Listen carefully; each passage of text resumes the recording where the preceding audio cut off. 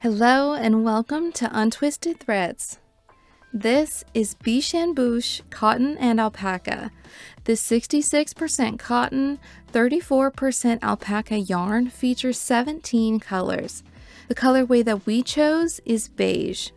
This 50-gram skein with 90 meters or 98 yards works up as a DK to Aran weight yarn.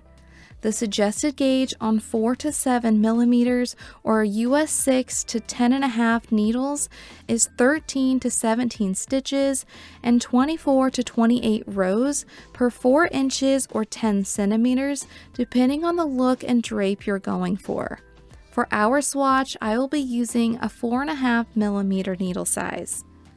In today's video, we're going to review and score Biche and Bûches Cotton and Alpaca using our 5 categories, which are availability, softness, traction, durability, and cost, to help you decide if this is the best yarn for you and your next project. Stay tuned until the end for a few pattern recommendations as well. Would you like to see how all of our yarns compare to one another or enter to win our monthly giveaway? Join our free newsletter linked in the description box below. Let's get started. For availability, we give Cotton and Alpaca a score of 3.5 out of 5. Biche and Bûches is a brand started by a Scandinavian family who settled in France. Unfortunately, this yarn is not available on any larger craft sites at this time, but according to their website, there are currently 32 small yarn shops in the United States that carry this brand. So if you're wanting to get your hands on this yarn, you still have quite a few options. For softness, we give it a score of 4.6 out of 5. So you may not think of this as your typical summer yarn, but it does feature a chainette style spin, a lightweight, and a 66% cotton content. Of course, we can't forget about the beautifully soft 34% alpaca content and long fibers sticking up away from its chainette base. I wouldn't say it has the longest fiber halo that some alpaca yarns have, but a nice amount if you ask me. And this cotton alpaca is soft, but not way too soft, even though I do enjoy those yarns very much. For a comparison, it is softer than Filcolana Arwetta and not quite as soft as Drops Alpaca. I'd say it's pretty comparable to Barocco Ultra Alpaca Light. For a micron count or softness scale rating, alpaca yarns average around a 24, but we think this one is much softer than average, estimating it to be around a 21 or 22, so closer to a softness of a merino wool. We know by now that cotton is a pretty ideal choice for summer garments, but alpaca is actually great at naturally pulling moisture away from your skin, keeping you dry and comfortable even on the hottest of days. Their fiber strands are also naturally hollow, making it lightweight and great at adapting to your body's temperature. For traction, we give it a score of 4 out of 5. I noticed a little bit of drag on my needles with this one, and the uneven nature of the chainette style yarn slowed me down a bit too. However, unlike a lot of cotton alpaca yarns we have reviewed on our channel, this one wasn't sticking to itself like Velcro, so that was a relief. Also, the chainette base held together nicely and wasn't coming apart even as I messed with it, and my needles weren't getting caught up in it. For durability, we give it a score of 4.5 out of 5.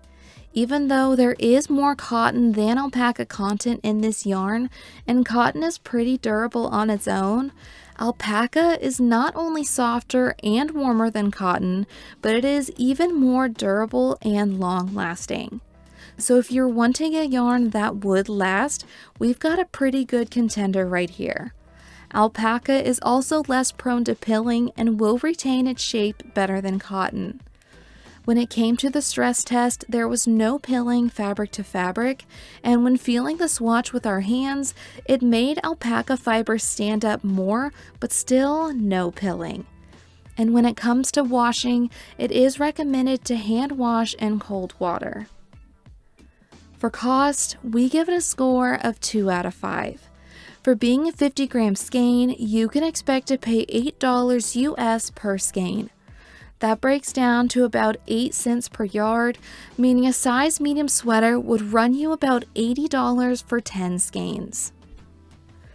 Overall, we give Biches and Bûches Cotton and Alpaca a score of 3.7 out of 5.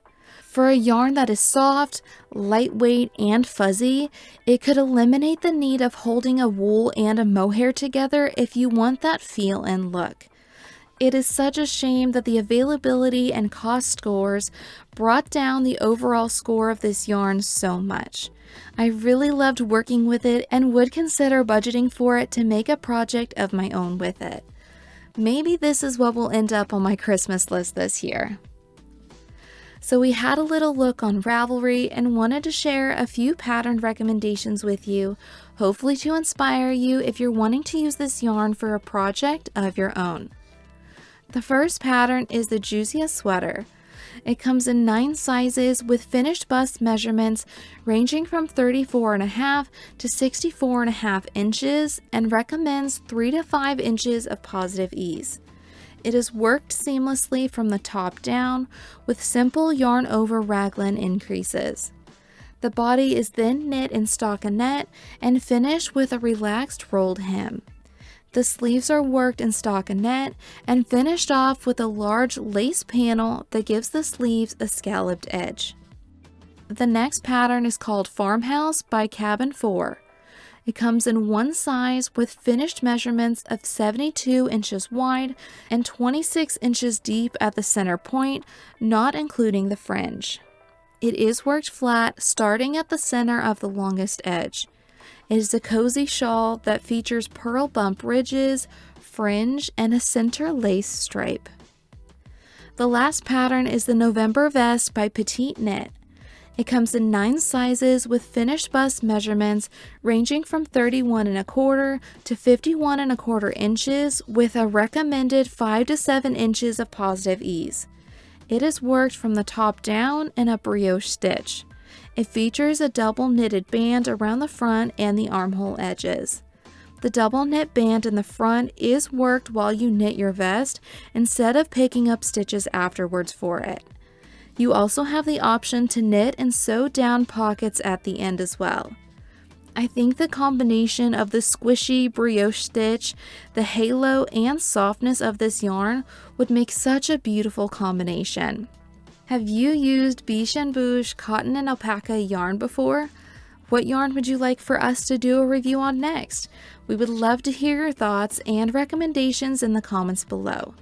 If you enjoyed today's review, please give this video a like and subscribe to our channel, and we'll see you next time.